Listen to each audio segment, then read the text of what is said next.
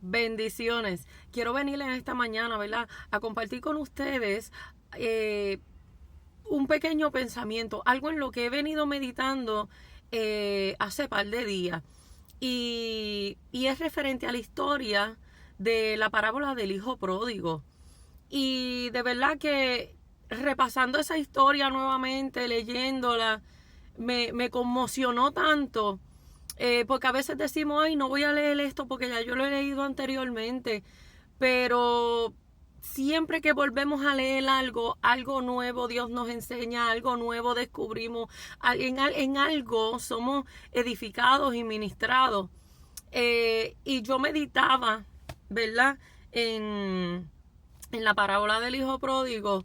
Y hasta lágrimas brotaron de mis ojos y se lo cuento y siento como ese nudito que se me va formando en la garganta. Porque, hermano, mira, muchas veces somos juzgados, somos señalados y criticados, ¿verdad?, cuando pasamos por las diversas situaciones, por diversas pruebas y tornamos nuestra mirada hacia atrás.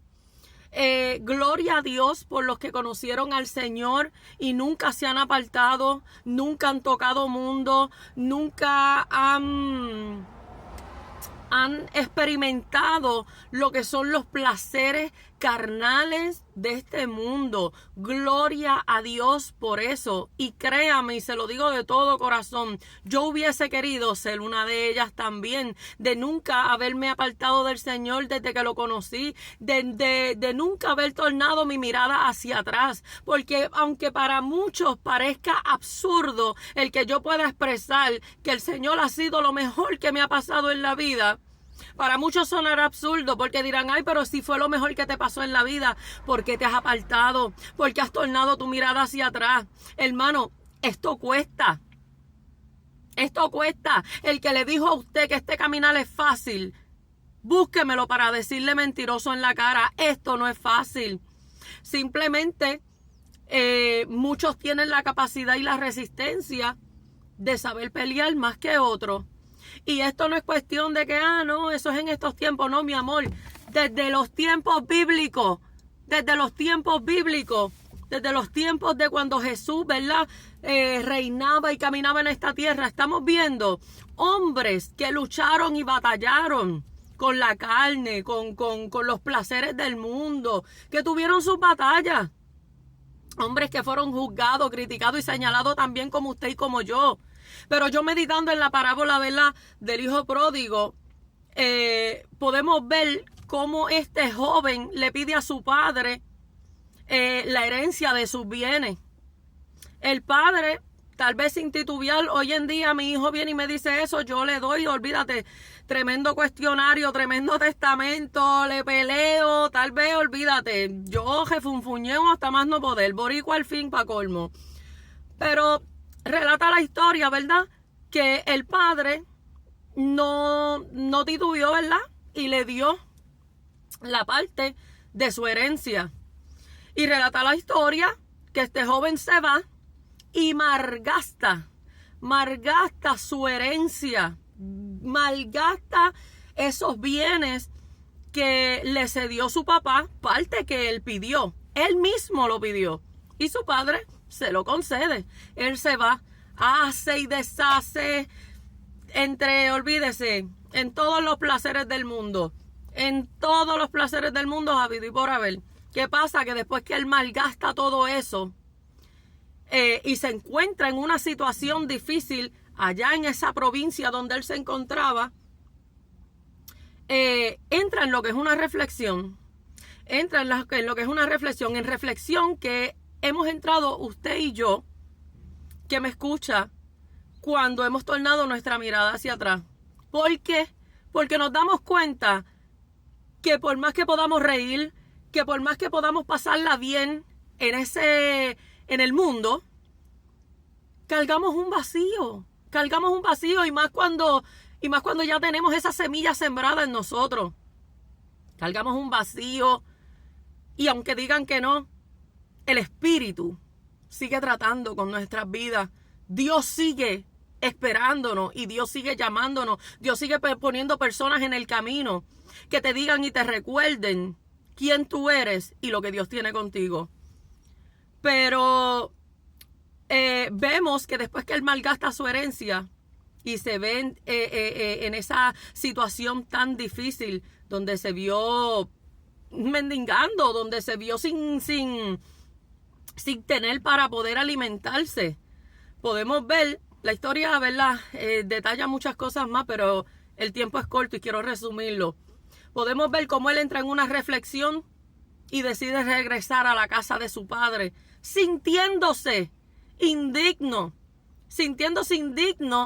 de ser llamado hijo nuevamente. Decide regresar y relata la historia que cuando él regresa, el padre lo ve a la distancia, corre, lo abraza, lo besa y manda a que lo vistan con lo mejor, manda a que preparen una fiesta, a que maten el carnero, el becerro más gordo. Mire, mi hermano, podemos ver en esta historia el amor y la misericordia de Dios. El hijo pródigo representa usted y yo. Todos somos pecadores. Todos somos pecadores. Todos hemos pasado situaciones difíciles. Aunque nunca te hayas apartado de las cosas de Dios, somos inmerecedores de lo que el Señor nos da. Pero los que hemos tornado nuestra mirada hacia atrás en algún momento dado de nuestras vidas, cuando reflexionamos, cuando nos dejamos tratar por el Señor, por el Espíritu y regresamos a la casa, mire, mi hermano, eso para el Señor es una fiesta. Eso para el Señor es un gozo, es un regocijo. Pero ¿qué pasa? Que vemos en el hijo pródigo el reflejo de lo que puede ser su vida y la mía. Vemos en el padre del hijo pródigo lo que es la figura paterna, o sea, Cristo en nuestras vidas, su amor, su misericordia, cómo Él nos recibe, nos perdona, nos restaura, nos liberta y nos vuelve a tratar con ese amor como si nunca nada hubiera pasado en nuestras vidas. Pero ¿qué pasa?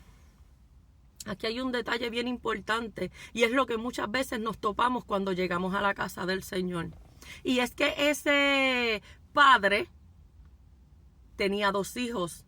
El hijo pródigo, que fue el que reclamó la parte de su herencia y se fue a desperdiciarla en los placeres del mundo, y tenía al otro hijo, al mayor, al que nunca se había apartado de su padre, al que por años le había servido, y poniéndolo en palabras acá, el que dio ejemplo, el que dio testimonio, el que siempre estaba ahí en la casa sirviendo, ayudando. ¿Qué pasa? Que cuando regresa su hermano, cuando regresa el hijo pródigo a la casa y ve el recibimiento que le dan,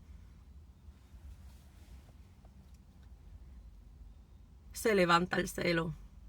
Se levanta el celo al extremo de que él no quería ni entrar a la casa, siendo su hermano. Y empezó a reclamarle al papá.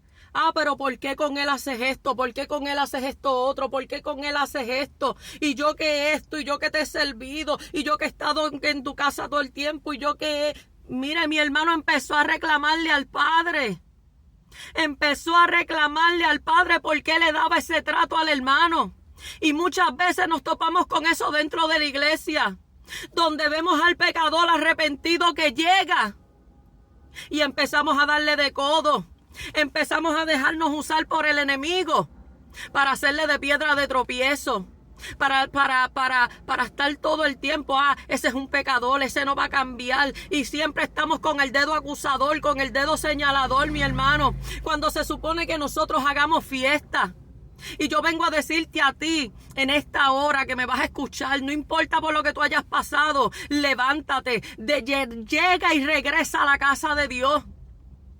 Llega y regresa a la casa de Dios, porque Él está dispuesto a recibirte como tú llegues y a recibirte con los brazos abiertos. Olvídate del que dirán, olvídate de lo que piensen. Y no permitas que el enemigo ponga en ti pensamientos que no son. Bendiciones.